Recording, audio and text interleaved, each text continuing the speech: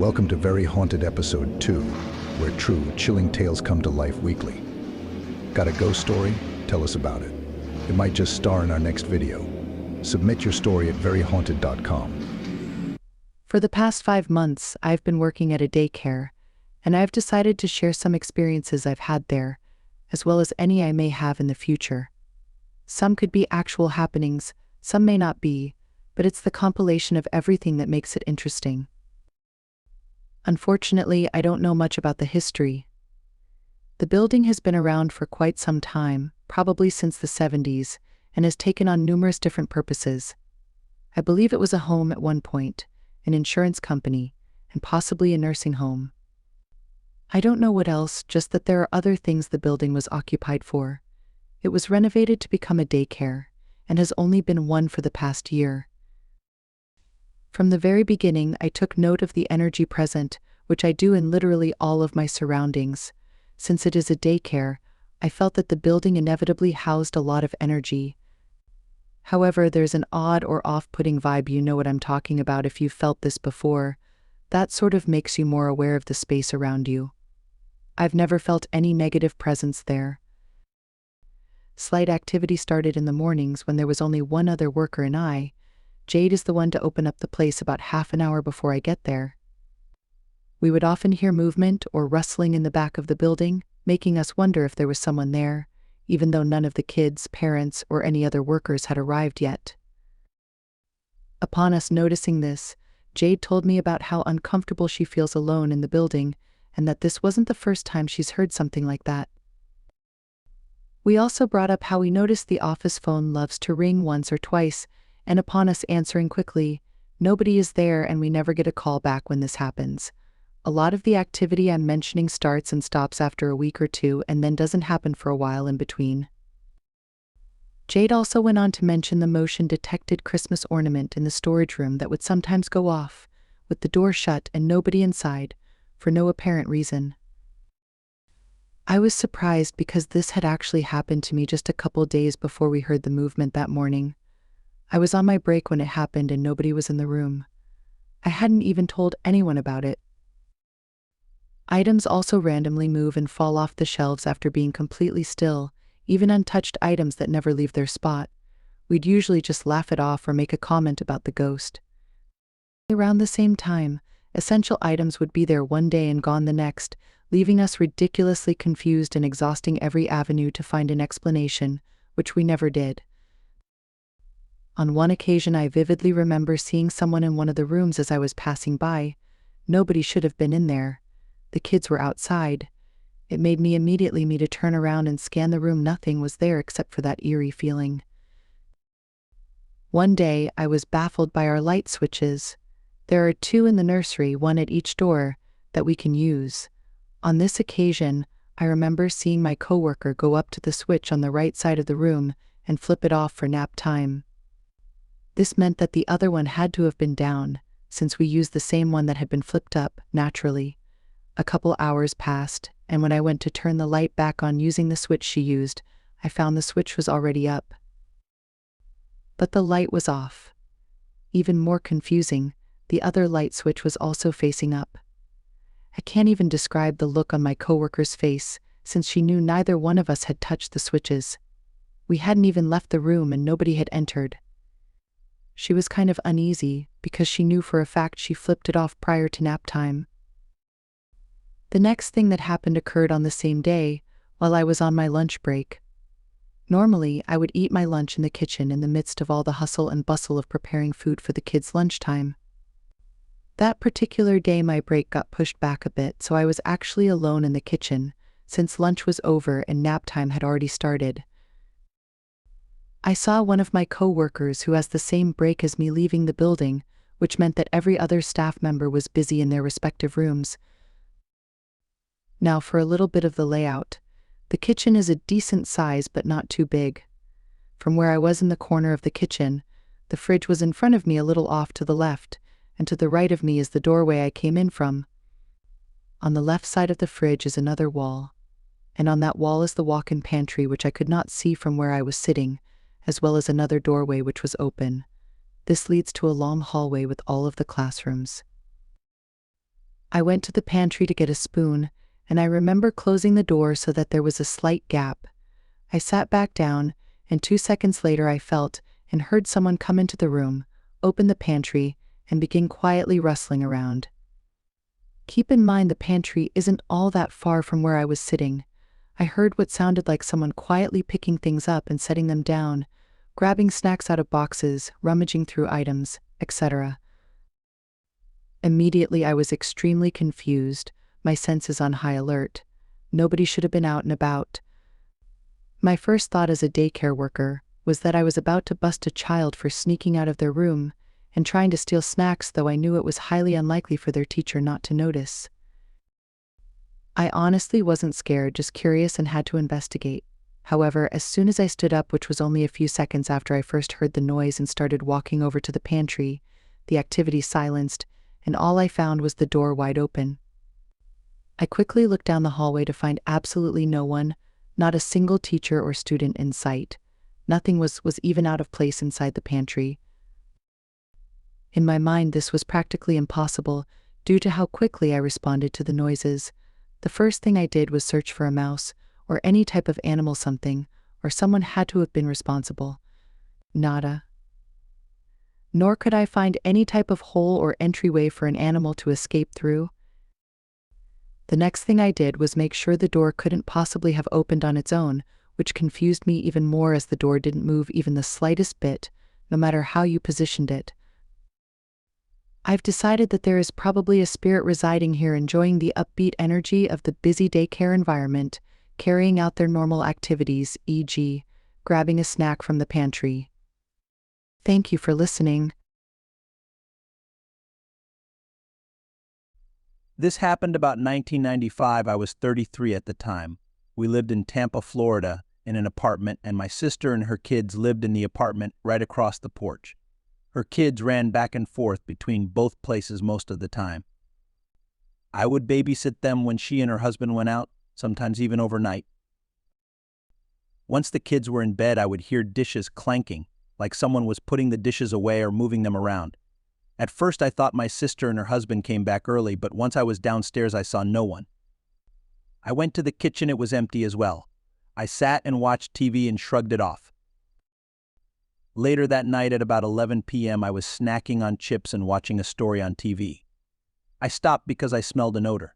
I sniffed, trying to find out where it was coming from. I went upstairs and the smell got stronger. I began to panic. I didn't want something to be on fire, and I still couldn't find anything. Then the odor disappeared. I couldn't smell it anymore.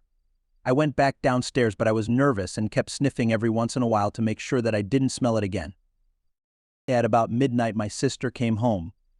I told her about the noises and the smell. She and her husband looked at each other and then said it was nothing, and I was quickly shown the door. A few weeks later, they asked if I could babysit her kids again. I said yes, not thinking about what happened last time. They said they would be out until about 2 a.m. this time. It was a weekend, so I let the kids stay up a little past their bedtime. At about 10 p.m., I put them to bed and settled down on the couch and dozed off. I woke up to the sound of dishes clanking together again in the kitchen. I got up and turned on the lights, but no one was there. The hair on the back of my neck stood on end. I was unsure what to do. Then I smelled the odor again, but this time I recognized the smell as cigarette smoke. I checked on the kids. They were sleeping. I looked outside thinking someone was smoking on the porch, but again, no one was there. I sat on the couch and took a deep breath and tried to make sense out of what I was experiencing. I took a quick glance up the stairs and I froze. Standing at the top landing was a shadow of a man. Then the smell hit me, and I could see the tip of the cigarette glow red as he took a puff. Everything was a shadow except the red tip. He looked in my direction, then disappeared. I quickly checked on the kids and sat waiting for my sister and her husband to come home. I was trembling and kept looking up the stairs, just waiting for him to come back. When they came home, I told them what I saw, and this time I demanded they tell me what was going on. They said it was a ghost. It doesn't hurt anyone, and all I have to do when I hear the dishes or see him is to tell him to stop and to leave. I asked them why they didn't tell me that before. They said they hoped that I wouldn't notice him. I was mad for a while at them, but 3 months later they moved, due to a job closer to where they wanted to live. I would sit on the porch at night, and sometimes I would look up at the window. Sometimes I would see the shadow in his red-tipped cigarette looking back. I moved a year later.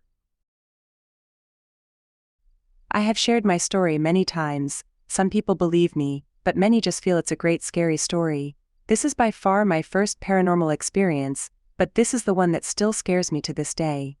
Forgive me if it sounds long-winded, but I feel that the details helps understanding. I had just left my boyfriend. He decided one day to try and choke me up against a wall in our apartment. I managed to hit him alongside of his head with a cordless phone to get away, and after the police took him to jail, I packed my things and called my best friend. My best buddy recently tied the knot and decided it was time to start a new chapter with his wife in Arizona. Honestly, I was itching for a little adventure myself, so I saw this as the perfect opportunity.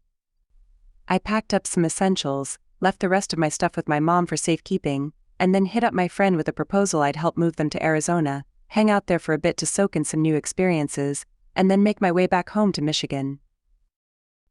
The trip was great. We got to the apartment my friend, let's call him Chad for identity purposes, was going to share with a couple of his old college buddies. I was offered the couch as I was only planning to stay a week at most. 2 days into being there, though, I became extremely ill. We will eventually find out that I had gallbladder problems, and I was forced to stay in Arizona for several months, unable to move, constantly throwing up, and attending doctor's appointments. It must have been the grace of God, but during one of those rare good days, I crossed paths with this guy who just seemed to get it. He was a military man, had that solid, dependable vibe. Whenever he was off base, he made sure I had a place to crash at his house. But then there were days and nights I ended up staying at Chad's apartment. That place. Let's just say not everyone there was on the welcoming committee. One of the roommates couldn't grasp what I was going through. He'd get on my case for not helping out with chores, totally ignoring the fact that there were days I couldn't even muster the energy to get off the couch, days when the pain was so bad it had me in tears. It got to the point where my boyfriend would come to rescue me at 3 a.m., just so I could catch some sleep without someone breathing down my neck.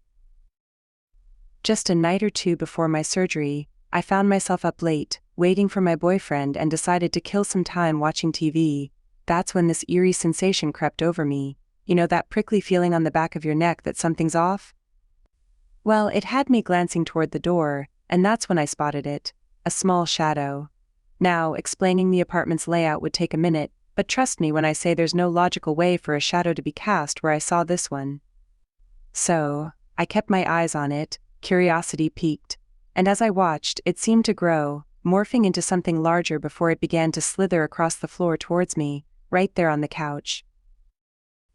This thing, it was pitch black, a shadow with no distinct features to speak of except for those clawed hands and feet, and a head marked by empty, dull sockets where you'd expect eyes. It looked straight at me, its presence alone sending a chill down my spine, and in a voice that felt like a cold whisper in my mind, it commanded me to get out. The threat was clear. It felt like a promise that it would harm me if I stayed. But in that moment, something inside me rose up a defiance I didn't know I had.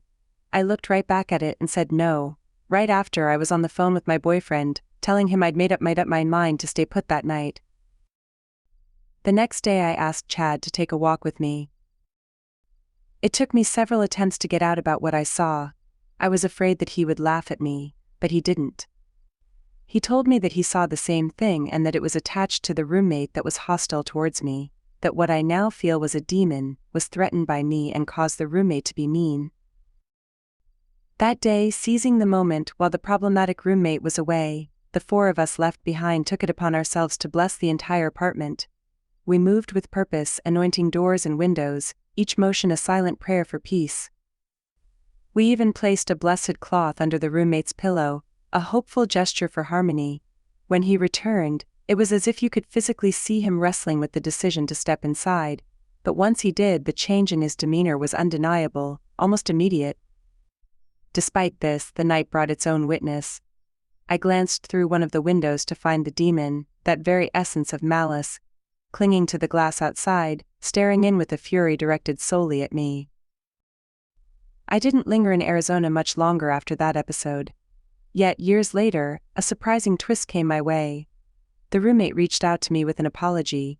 In a candid moment, he confessed that he too sensed something sinister, an evil presence, had attached itself to him during that time. I'm aware this story has taken many a twist and turn, and for that I apologize if it seemed long-winded. Sharing this isn't easy. It's a piece of my life that still sends shivers down my spine. Nowadays, if someone mentions their home might be housing a demon, I steer clear, no questions asked. Ghosts, those I can handle, but not demons. Facing something like that again is a confrontation I'm not sure I could endure. Thank you for listening. It means more than words can express. Thanks for joining us for episode 2 of Very Haunted. Keep the ghost stories coming and you might be featured next time. Until then, stay spooky, my friends.